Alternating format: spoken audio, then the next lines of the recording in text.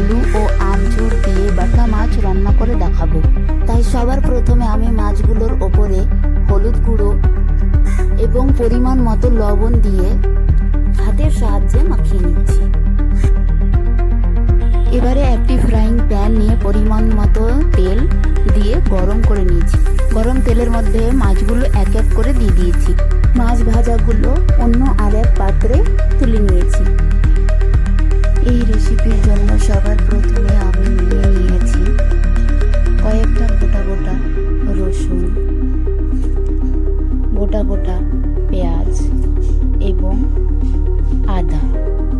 এখন রসুনগুলো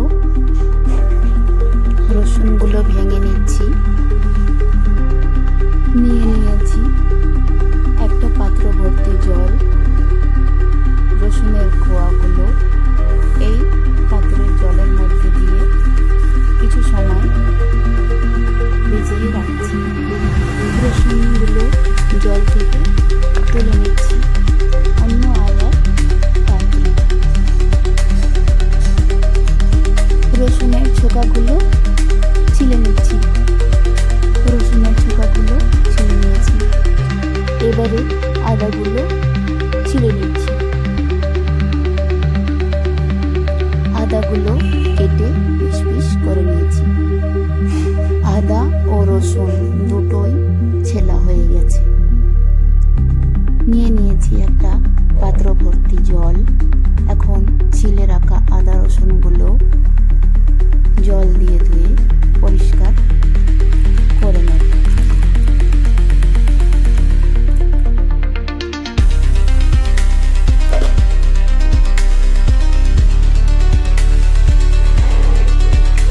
আদা রসুনগুলো জল থেকে তুলে একটা অন্য পাত্রে তুলে নিচ্ছি।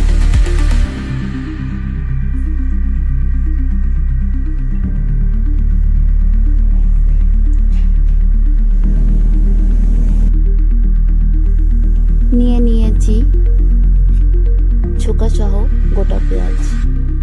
পেঁয়াজগুলো সবার প্রথমে ছিলে নিচ্ছি। পেঁয়াজগুলো ছেলা হয়ে গেছে। পেঁয়াজগুলো জল দিয়ে ধুয়ে পরিষ্কার করে নিচ্ছি।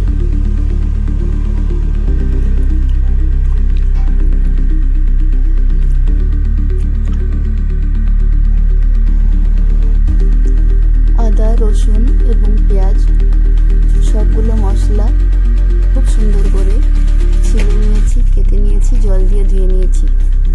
নিয়ে নিয়েছি মিক্সি জার। আদা রসুনের টুকরোগুলো এখন মিক্সি বাটিতে দিয়ে মশলা করে নেব।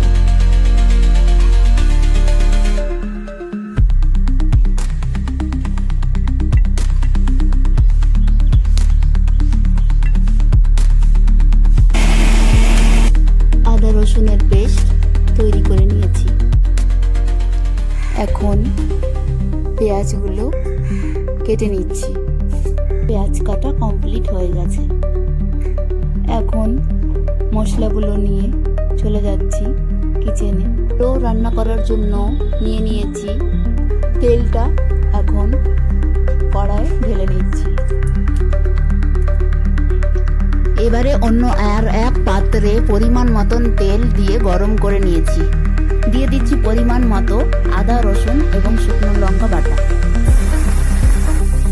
3-4টে তেজপাতা, হলুদ গুঁড়ো, লবণ, জিরে গুঁড়ো, কাশ্মীরি লঙ্কা গুঁড়ো এবং কাঁচা ধনিয়ার গুঁড়ো সবগুলো মশলার গুঁড়ো পরিমাণ মতো নিয়ে নিয়েছি। কাঁচা মশলার মধ্যে গুঁড়ো মশলাগুলো দিয়ে দিয়েছি। দিয়ে দিচ্ছি 3-4টে কাঁচা লঙ্কা।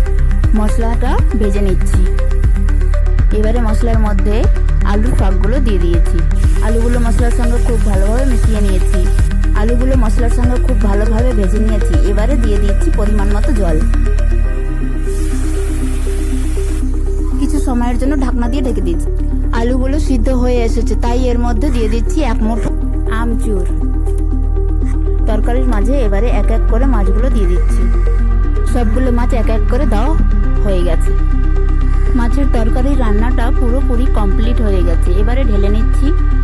মাছ এবং মাছের তরকারিটা ঢেলে নিয়েছি অন্য আর এক পাত্রে।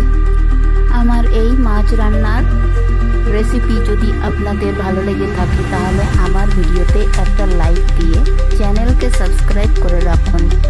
দেখা হবে পরবর্তী ভিডিওতে। এখনকার মতো আল্লাহ হাফিজ, বাই।